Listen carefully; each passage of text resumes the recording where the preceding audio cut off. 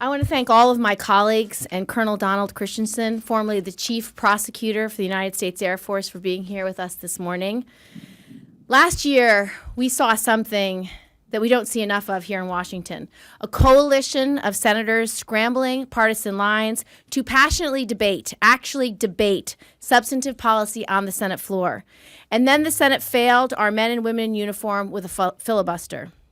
Despite earning the support of 55 senators, a coalition spanning the entire ideologic spectrum, including Majority Leader Reid and Minority Leader McConnell, our bill to create an independent military justice system free of the inherent bias and conflicts of interest within the chain of command fell short of overcoming the 60-vote filibuster threshold.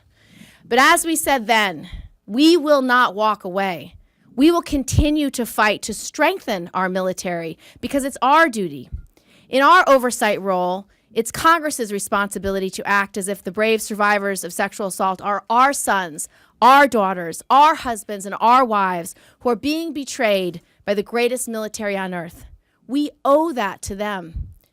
It was Chairman of the Joint Chiefs of Staff, General Martin Dempsey himself, who said in the days following the filibuster, quote, "A majority of the Senate of the United States expressed a lack of confidence in our ability to solve this ourselves. We are currently on the clock, if you will. The President of the United States said to us in December, you know what? You've got about a year to review this thing and show me you can make a difference. We understand that just because Senator Gillibrand's vote was defeated yesterday doesn't mean that a year from now it may not be reintroduced. And if we haven't been able to demonstrate we're making a difference, then we deserve to be held to the scrutiny and standard." We are here to say the military has not been able to demonstrate that they've made a difference. And they need to be held to the scrutiny and that standard this year.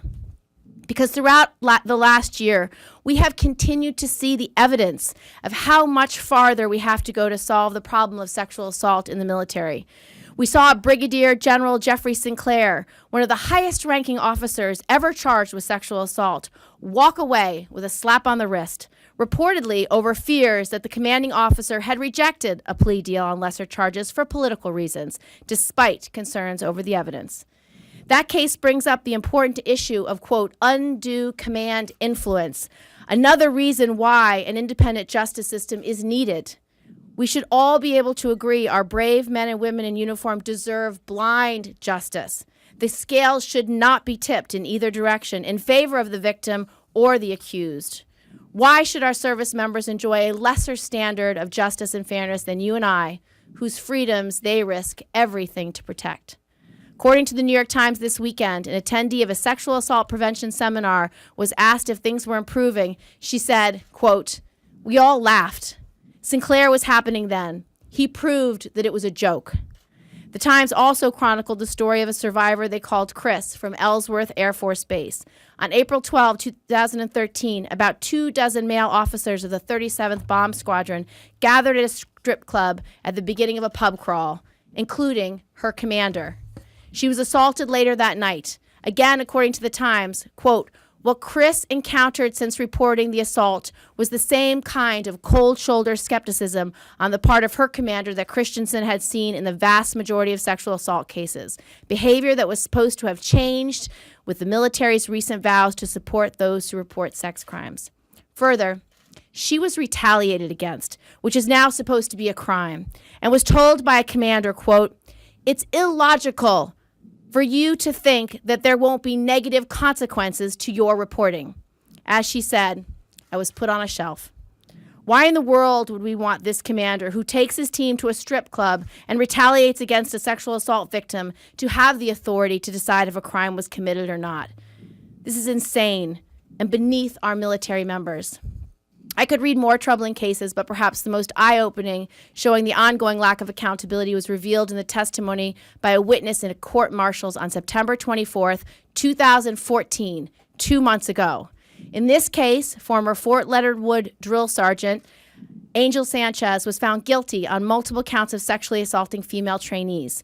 According to the witness, the command sergeant major at Fort Leonard Wood said, quote, "If any more sexual assault cases come forward, the whole company of soldiers won't graduate. Not, I don't want to see any more assaults. Rather, I don't want to see any more reports. The Secretary of Defense is going to present to the President their data on how they grade themselves on this issue later this week, possibly even today. I wonder how comments like those factor into that report that will be given to the President. And here's how you really know the system is broken. When a cadet is instrumental in obtaining the first sexual assault convictions in over a decade at the Air Force Academy, he's expelled. When a chief prosecutor is too good at his job and briefs members of Congress, he's retaliated against and forced out. Or when the survivor comes forward and she's put on a shelf. Without a doubt, the reforms we passed last year's defense bill and Senator McCaskill's Victims Protection Act were good steps forward. But we have not taken a step nearly far enough. Time is short, but there is more than enough left for this Congress to do. No more calls for just some more time. The DOD has failed on this issue for 20 years, and the scandals of the last 12 months show that they still don't get it.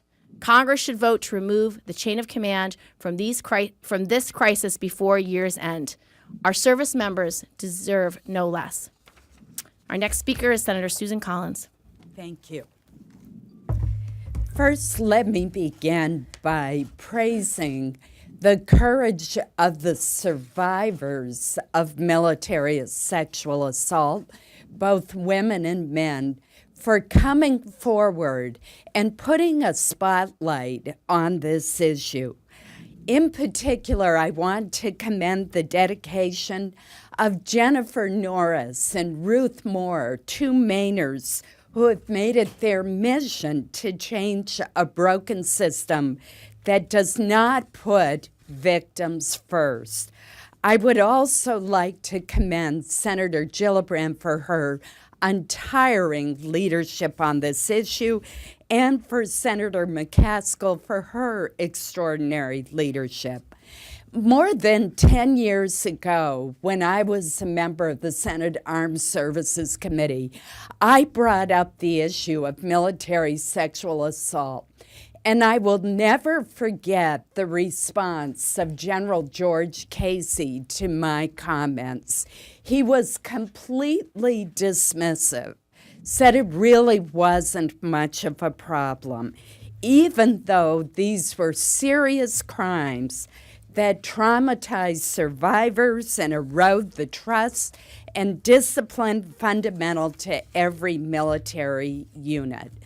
Now, things have improved over the years, and steps have been taken to improve the care that is provided to the survivors of such reprehensible crimes and to help ensure appropriate punishment for the perpetrators. We've spearheaded many changes that Senator Gillibrand has mentioned that were included in the Defense Authorization Bill last year.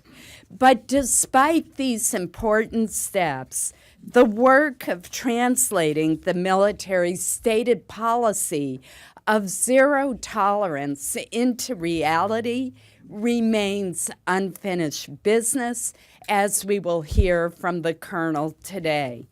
We are told repeatedly that we should just wait a few more months for a few more studies or even a few more years to see if the recently enacted provisions have made the difference. I strongly disagree. How many more victims are required to suffer before we take the action outlined in Senator Gillibrand's bill, which I am proud to co-sponsor? How many lives must be ruined before we act? Rather than waiting for the results of yet more studies, we must continue to pursue reforms to increase the confidence of survivors, to strengthen prevention efforts now, and to ensure that justice will be done. Today, fostering a culture of zero tolerance so that the number of assaults is greatly diminished remains a goal and not the reality. Ensuring that survivors do not think twice about reporting an assault for fear of retaliation or damage to their careers is still not fully a part of military culture, and that must change. Our next speaker is Senator Barbara Boxer. Thank you, Senators all. I'm proud to stand here with this bipartisan coalition. It's an unusual one. I hope you note that. And I think it speaks to an issue of the heart, and it brings us together. And Senator Gillibrand, speaking of heart, you have really led us in the right direction here, and we're so grateful. And Colonel Christensen, thank you for being here. And I want to make this major point. Your presence here makes the point for us that the military is not serious about cracking down on sexual assault. Despite some improvements, I agree with Senator Collins. Yes, we've seen a few. But the basic truth remains. They really continue to brush this off, as Senator Collins said she learned so many years ago. And why do I say that? It is because this is a man who did crack down on sexual assault in the military, and what was his reward? He was removed from his position as chief prosecutor. He was told he was being reassigned as a judge on the Air Force Appellate Court. Colonel Christensen made the very difficult decision to retire because of his frustrations. If the military was serious about combating sexual assault, they would have lauded this man, not kicked him to the curb or upstairs. This illustrates why we must pass the Military Justice Improvement Act, which will take the decision of whether to prosecute a case outside the chain of command and give it to professional trained military prosecutors who are outside the chain of command. The bill was filibustered on the Senate floor in March, even though we had a strong majority, 55 senators supporting these reforms. To me, that was a tragedy because I've been here a long time. I was in the House for 10 years, more than 20 years here. There are moments in time that are ripe for change, and there it was, right there, within our grasp. And it didn't happen. And what's the result? We see people like this losing their job where they could really help. I'll close with this. Yes, there were some good, very good reforms passed in the defense bill. One of them I was involved with Senator Graham was changing Article 32 proceedings. And the military had until the end of this month to get this right. You know, I have to say, they haven't done it yet. They're going to do what they say. They are going to do what they say. And from what we know, they've issued the first draft of the regulations. The point is, if they really cared about it, why do they wait until the last second to put these reforms in place? All we said was, do these preliminary hearings the way they're done in civilian court. Don't ask these ridiculous questions to the victims. Don't harass the victims. Could have been done, in my view, pretty much in a heartbeat. But again, these 2 points I'm making, this gentleman being kicked upstairs, and the fact that it's taking them so long to implement the reforms that we did vote for, it's a bad signal, and we're not going away. Thank you. Our next speaker is Senator Chuck Grassley. Thank you, Senator Gillibrand, for your leadership. In Washington, promises of reform are often just promises until an institution is forced to make change. The action, and that change often comes after public embarrassment and pressure through outside scrutiny by Congress, by the media, by watchdog groups. But the military approach to sexual assault seems to be a brick wall that won't crumble under these usual pressures here in town. Even as Congress hears from military leaders that change is happening, the evidence of change is very thin. More accounts of sexual assault and retaliation are becoming public. More victims are willing to speak out on how the military justice system has failed them, personally and professionally. More than enough victims have come forward to prompt substantive change. The longer we wait, the more we will fail the men and women who choose to serve in our country's military. The Military Justice Improvement Act will bring the change that the public pressure will not and cannot. There's an old Washington expression that trying to turn around a bureaucracy is like trying to turn around an aircraft carrier. That takes time and effort. When it comes to military justice, we don't have the luxury of waiting for aircraft carriers to turn around. In closing, I'm attempting to determine what, if anything, the Defense Department Inspector General is doing to address and resolve the situation with Colonel Christensen. The concerns about retaliation are troubling, but we need people like him and others, and particularly the victims, who speak out instead of going along to get along, if we're going to turn around the entire culture and the entire system. Thank you.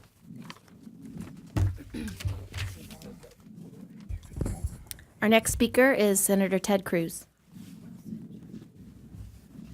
Thank you. I want to thank Senator Gillibrand for her incredible, tireless leadership on this issue. It's been a real privilege working with her and working with the team you see assembled here. For decades, men and women of the military have been subject to unacceptable levels of sexual assault. For decades, leadership in the military has promised serious action, and commanders have worked in good faith to provide that action. And yet, for decades, the results aren't there. Enough is enough. The time to solve this crisis is now. You know, after the November election, there's been a lot of talk about leaders from both parties coming together and working together to find common ground to solve the great challenges in this country. Well, I'll tell you, you will be hard-pressed to find a bipartisan group more diverse than the senators gathered here today. Across the political spectrum, across the ideological spectrum, we are unified. Number one, in the need to preserve good order and discipline in the military, to make sure that the military can defend our nation. But number two, to stand up and protect our young soldiers and sailors and airmen and Marines. For decades, the promise has been, this will be fixed tomorrow. You know, most of us here are parents. I'm the father of 2 little girls. And I try to think of this issue from the perspective of a dad. When my daughters become adults, if they choose to join the military, what is the legal regime I'd like to see to make sure that while they were serving their nation, while they were volunteering to put themselves in harm's way from hostile forces, that they wouldn't instead be the victim of sexual violence from a fellow soldier.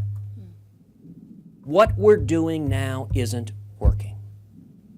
The data are compelling that far too many victims of sexual assault are unwilling to come forward and report the crime because they do not believe it will be prosecuted fairly. Our allies, nations like Canada, like the UK, like Israel, have implemented changes like this with no deterioration in good order and discipline. We have an obligation to protect the young men and women who step forward and defend our nation. And I'm proud to stand with the senators here, to stand united, to say enough is enough, and the time is now. Thank you. Thank you, Ted. Next speaker is Senator Mazie Hirono. Thank you, Senator Gillibrand. We stand here once again in probably the most diverse group of allies of any issue that we've worked on together, representing, as Senator Cruz and others have mentioned, the political spectrum. The issue of sexual assault in the military, that scourge, has brought us all together.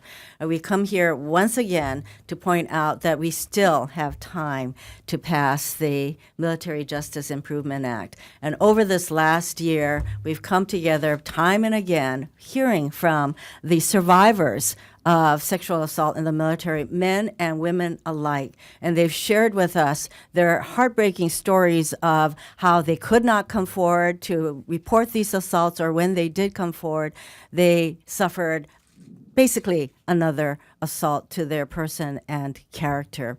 Then this past Sunday in the New York Times magazine, we heard the experiences from someone who is actually there, who was there prosecuting these cases, Colonel Christensen.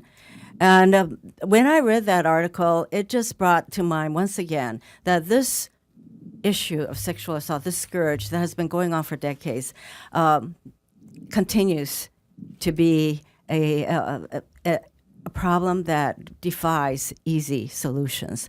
And we know that this bill that we have all been working to support is not the answer to all of our problems in this area, because the culture needs to be changed. But good order and discipline in the military rings hollow when we do not provide adequate remedies, as represented in one way by the bill that we're all hoping will come to the floor. Thank you. Thank you. Our next speaker is Senator Rand Paul. I'm glad to be here today to continue to support justice for victims of sexual violence. To me, I've never quite understood why you would have to report something to your boss. If you had a problem at work, if you were in a corporation, you would not report to your boss, you'd go to the police. In the military, it's a little different, but you still wouldn't want to go to your boss directly. You wouldn't want your boss to be making the decisions, particularly if your boss was buddies with the person who was the perpetrator. You would want it to be people you don't know outside the chain of command. I don't understand any argument why we shouldn't be doing this. All arguments for the status quo, to me, fall flat, and we should finally do something for justice. I was home in Kentucky last week, and a young lady came up to me, and she had a picture of herself in combat fatigues, tears in her eyes, and she says, "Bring back this picture. Show Senator Gillibrand my picture."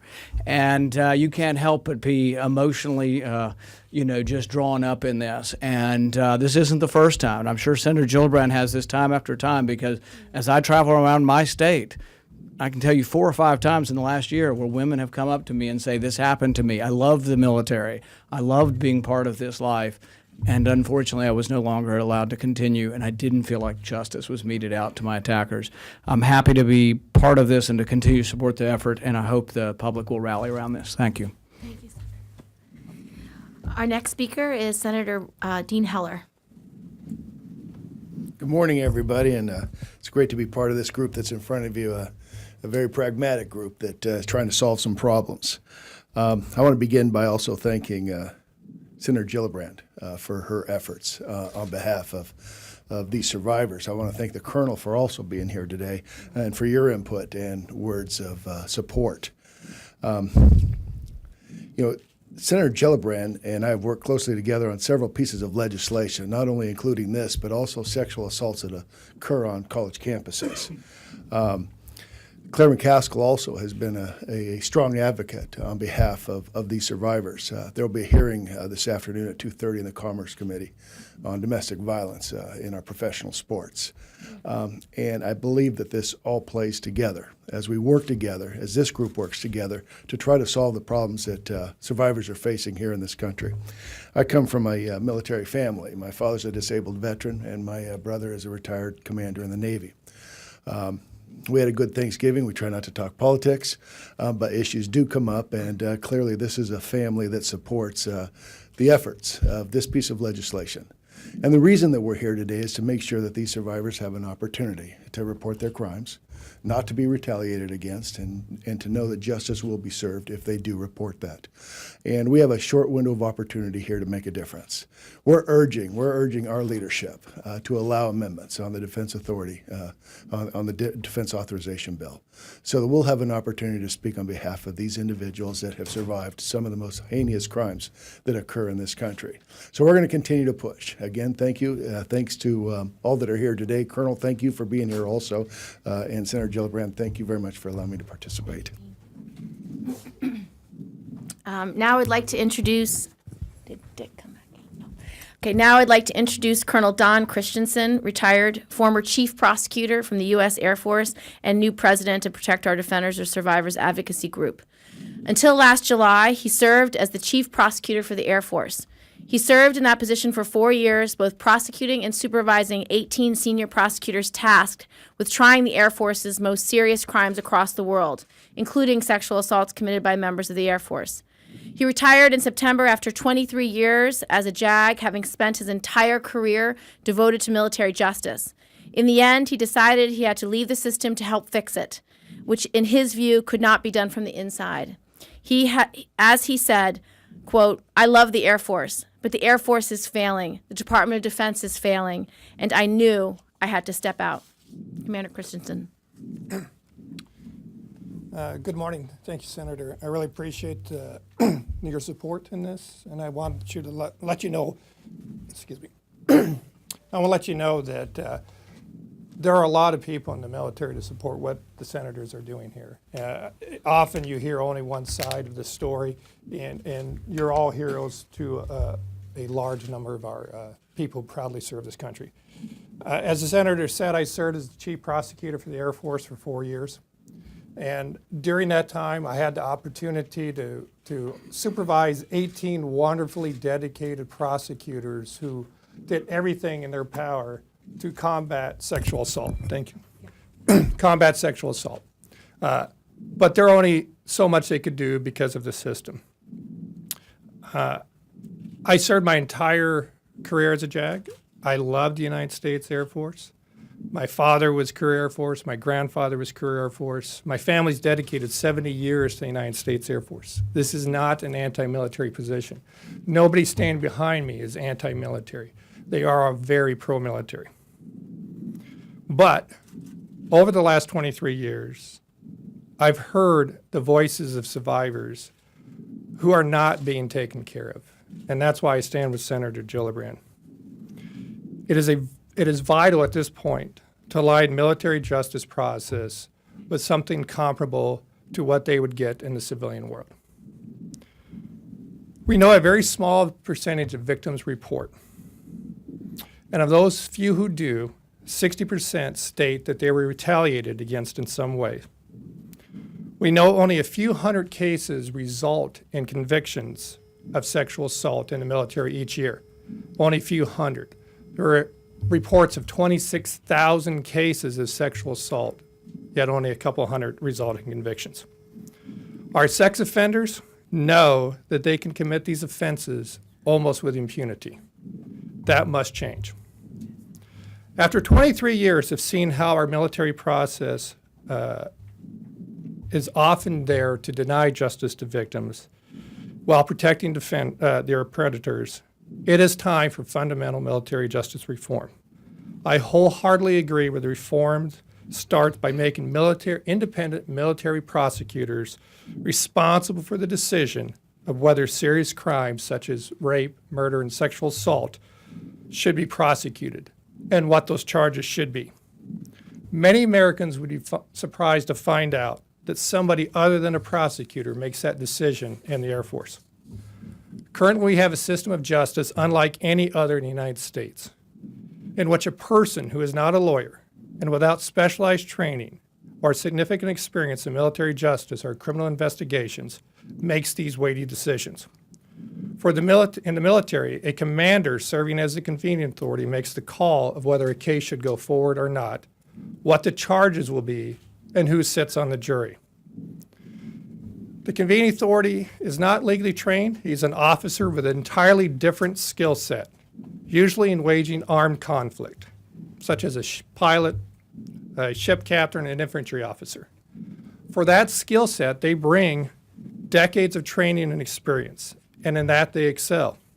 The same cannot be said for military justice. They do not possess the skills required to determine the complexity of the right course of action and allegations of criminal misconduct, especially sexual assault and rape. It takes years of experience to become proficient in the prosecution of complex cases. By the time I became the chief prosecutor of the United States Air Force, I had tried over 150 courts-martial and presided over another 100 as a military judge. I had 19 years of experience when I took the job, and I was still learning things about prosecuting sexual assault. It is simply unfair to victims and to the accused that a convening authority makes these weighty calls based on only a few hours of legal training. It is unfair to the commanders to put them in this position as well. It is a system set up for failure. Those opposed to fundamental reform often claim that the convening authority only makes these choices based on the advice of a trained prosecutor. Let me make this clear. Convening authorities are not advised by prosecutors. Instead, they are advised by a staff judge advocate. Staff judge advocates are not prosecutors, and in many cases have very limited military justice experience. That experience is many years in the past, and the more senior the convening authority, the more years in the past that experience is for their staff judge advocate. Staff judge advocates often come from a civil law background, environmental law, contracts law, maybe law of war background. But very rarely is the staff judge advocate someone who has significant prosecutorial experience. SJA's staff judge advocates are generalists who serve in a managerial role more akin to a corporate counsel. In other words, commanders who are legal neophytes themselves are often advised by someone with more experience in contract law, environmental law than they have in military justice. Additionally, the staff judge advocate is not independent, and independence is key, and one of the great things about Senator Gillibrand's bill. He works for the convening authority. The staff judge advocate is significantly junior to the convening authority, and that convening authority controls his entire career. I want to make that clear. We've often heard through the debate that there are prosecutors who are giving advice to convening authorities, but that is not the case. Others who oppose reform argued that commanders are tougher than prosecutors in bringing these cases forward. That is something that's been said repeatedly. Let me make it perfectly clear. In my 23 years of experience, that is not my experience. My prosecutors were much tougher than the commanders when it came to prosecuting these cases. To compound the inherent problem of having someone who is not a prosecutor making these decisions is the commander's inherent biases. By law, the accused, the rapist, unless it's a rare exception, works either for the convening authority directly or indirectly. If the convening authority does not know the accused, he likely knows the accused's immediate commander. Oftentimes, there are mutual friends of the accused and the commander making these decisions. Usually, these friends will reach out in support of the accused. The victim has no such person in her corner. Over the last 2 years since the Aviano case, I have seen commanders who use their poll to skew the system. In the Wilkerson case itself, 30 current and former commanders wrote letters attacking the prosecution, the judge, the jury, the criminal investigators, and the victim in that case. Let me restate that. 30 commanders, the ones that the Department of Defense says should be making these decisions, supported the guy who was convicted of sexually assaulting an innocent woman. These commanders included 3 general officers, a 4-star general, 3 convening authorities. Again, these are the people the Department of Defense expects our survivors to have confidence in. But even the public outcry of having a convicted sex offender set free by Lieutenant General Franklin has done nothing to quench the zest of commanders for trying to tilt the scales in the favor of the accused. Commanders continue to try to use their influence from keeping sex offenders from going to trial. In a recent case in England, 2 retired 4-star generals, including the former Chief of Staff of the United States Air Force, wrote letters trying to deny justice for a rape victim based on nothing more than that the accused was a good guy in their opinion. In my last case, which was reported on by the New York Times, the victim in that case was retaliated against by her commander. Her performance report was downgraded. As Senator Gillibrand told you, he told her what did she expect? There was going to be negative consequences. He told a victim of sexual assault in her feedback that she needed to quit being too emotional. Too emotional. This is somebody that we're supposed to have faith in. The reality is the commanders cannot solve this cancer because all too often, many of them are enablers. Now, we've heard a lot of the senators talking about military justice, and for a lot of you, this is not something you have expertise in, but if I could explain military justice this way, imagine, if you will, an employee at Walmart. That employee is rated by a popular store manager, maybe someone who was Employee of the Year. The victim is brave and she reports the rape to the police. Now imagine that the police work for the store's corporate headquarters and that the CEO for the store will make the decision on whether the case will be prosecuted. In making that decision, the CEO will not consult the local district attorney. Instead, he will ask his in-house counsel whether it's in the best corporate interest to prosecute the case. Imagine the DA did not make the decision whether or not to prosecute the case. Imagine that even if the CEO allowed the case to go forward, that the district attorney would not determine the charges, would not determine whether there should be a pretrial agreement or anything else, a plea bargain, that the CEO would do that. And the CEO would pick the jury.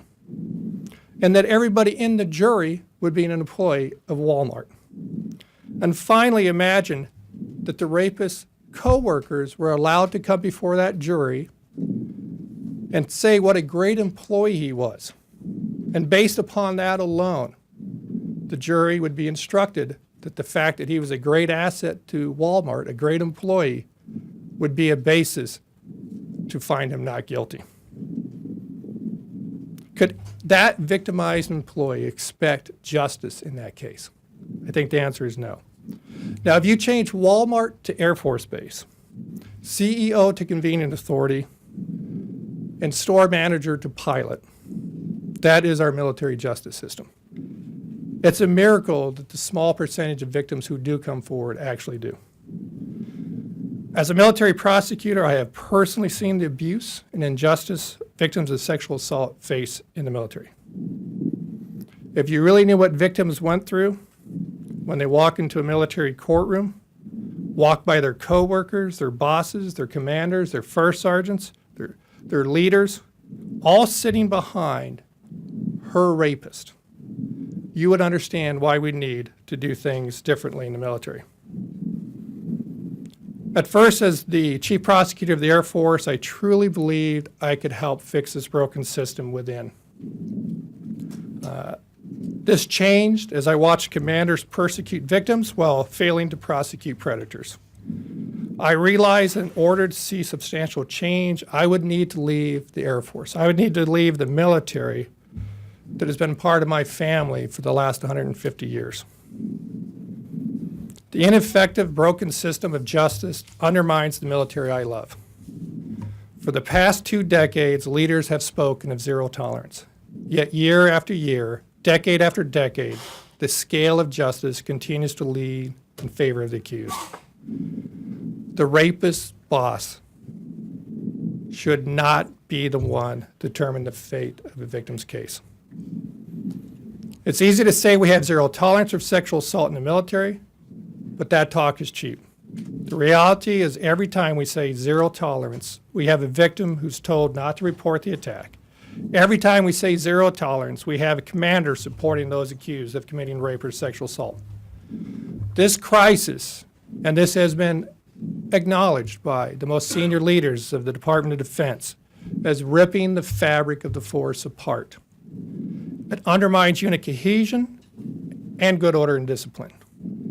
It is time for the President and Congress, our civilian leadership, to exercise their authority and mandate an impartial, professional, independent military justice system.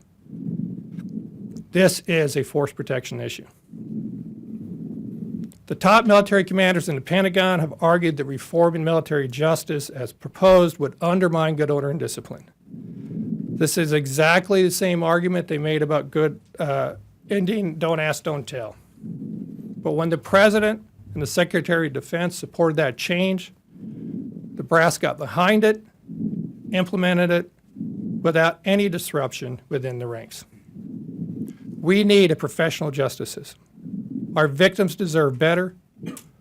Someone who has been accused of crime deserves better, and the American people deserve better. I'm going to say a few words and then turn it back to Senator Gillibrand after she returns from voting and to questions that you may have for us or for Colonel Christensen. Let me first thank you, Colonel Christensen, for your courage and your service to our nation, your family's service to our nation over many, many years, indeed generations, and your courage to come forward and to be here today. To my colleagues who are here as well, truly a bipartisan group, and most especially to Senator Gillibrand. I'm not going to speak for very long because you've heard from all of us, but most powerfully from Colonel Christensen. To read his story, as I did in the New York Times, is a powerful, gripping, riveting reminder that the present system is failing to work.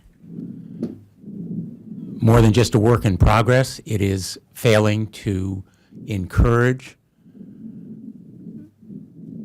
survivors to come forward. Only a small percentage do. In fact, the number that are coming forward on an unrestricted basis may actually be declining. That may be the most powerful news to emerge from the Pentagon's report in just a few days. But we know irrefutably that this problem is staggeringly prevalent and rampant, and that retaliation is rife. And I would just emphasize this point. The story you've heard today is not only about the victims and survivors, it's really as much as anything about retaliation.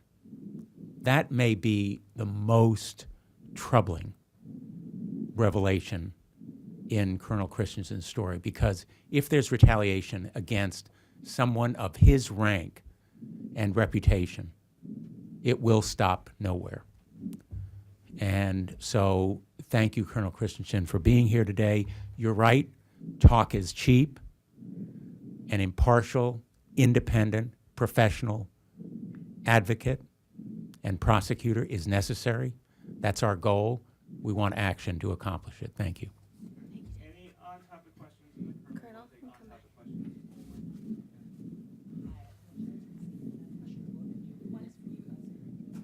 you expect to be different this time around? You got very, very close in March.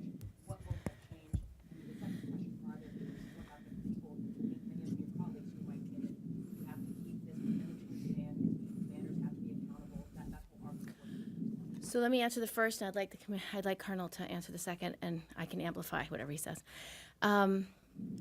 What's changed is many of our colleagues told us when we met with them last year was that if they didn't see reform in the next year, they'd be more inclined to vote for this bill. And so I'm meeting with senators actively today, tomorrow. Colonel Christensen will meet with senators to tell them what hasn't changed and why, even though the reforms we passed last year are all good, they're not enough. It's not a fundamental structural change that will create the transparency and accountability that the system needs. Victims still don't feel that justice is possible. The bias within the chain of command is still so prevalent, it makes a victim feel she has no chance at justice. And so these reforms are still desperately needed. Retaliation is still prevalent. We had cases that I talked about in my remarks this year where commanders have said, if I hear one more report of sexual assault, none of you will graduate. It's a serious problem. So that's why I'm going back to my colleagues who said, give us a year, let's see if these reforms work with facts, with evidence, with more cases, so they can look at the issue anew and afresh. And I will be taking those meetings from now till the end of the Congress. We're obviously hoping to get a vote on the NDAA as an amendment. If we don't get a vote on as an amendment, we hope to get an up or down vote on the bill. You know, I think the simple answer is what's changed is that too little has changed. Right. What's changed is that there's been virtually no change in the basic culture, and that's revealed by what you've heard from Colonel Christensen about real time. We're not talking about history, we're talking about real-time retaliation. So Colonel Christensen, on the issue of, are you making commanders less responsible? Right. Look, under the current system, we have a concept called unlawful command influence. And that idea behind that is the commanders cannot force someone to vote guilty, can't punish somebody for supporting an accused, something like that. And it's a great concept to have if you have a command structure. But it has a very negative side consequences to that, side effect. And that is that commanders aren't allowed to speak out on this issue either.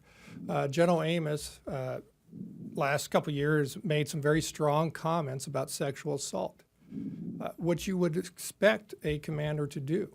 And as a result of that, we had a case overturned by the appellate courts saying that his comments raised the specter of unlawful command influence.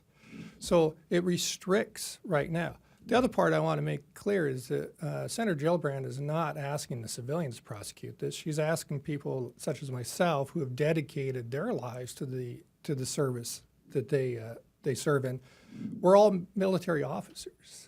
There's been some disparaging remarks from time to time on the Senate floor about JAGs making these decisions. You know, I got my commission through ROTC. 18 of my senior trial counsel, of those, I think 6 of them's fathers were retired colonels. We love the military, and we have a very strong incentive to make sure good order and discipline is maintained as prosecutors. So I don't think it will impact it negatively. It will allow commanders to be leaders, and we still have that vanguard of prosecutors who are loyal to the military. And address the 3% issue. Yeah, and if I could just say one more thing. It is a very, very small percentage of commanders that are convening authorities, about 3% for general court marshals, which is where we would expect our sexual assaults to be. 97% of our commanders serve in that role without being general court martial convening authorities. Senator Gillibrand, if you don't get this passed this year, does it become more difficult to do it in the next Congress? And also, is it a possibility that the president could fix this system himself through executive action? Yes, it is very possible the president could fix this himself. If you remember when Secretary Hagel said Article 60 authority, which is the authority to overturn a jury verdict, was not necessary for military justice and not necessary for good order and discipline, despite having all testified that it was absolutely necessary for good order and discipline. The day after Secretary Hagel said that, they said, it's fine, vestige of pre-World War I, we don't need that authority.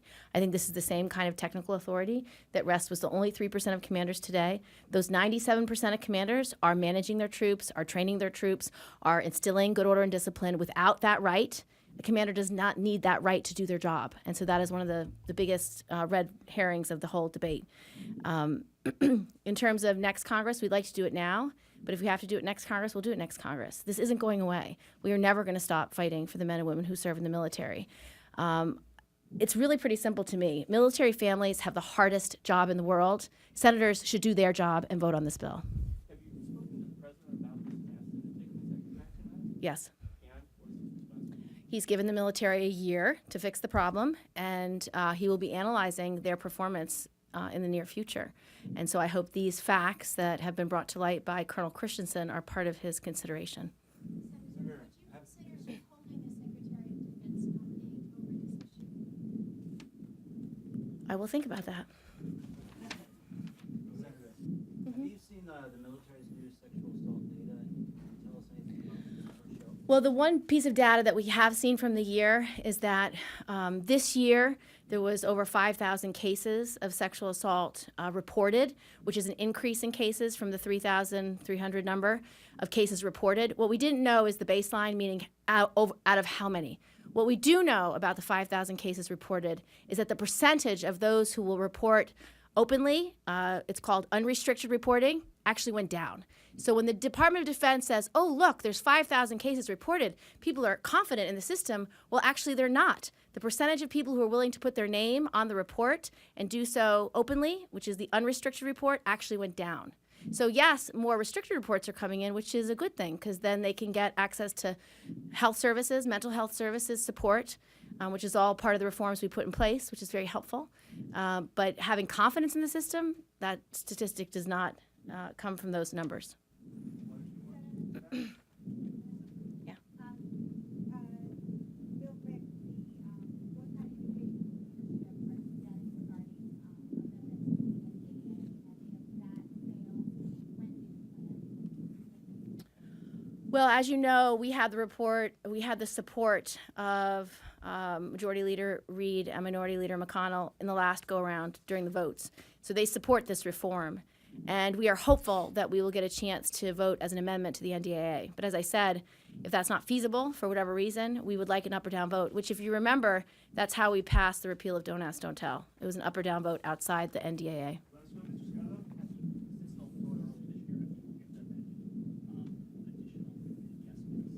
What we're doing right now is meeting with the senators who said we will consider this again in a year. And because Colonel Christensen just separated yesterday from the military, he is able to now speak openly. And I think his presence in this debate is extremely meaningful as the most knowledgeable person about the issue.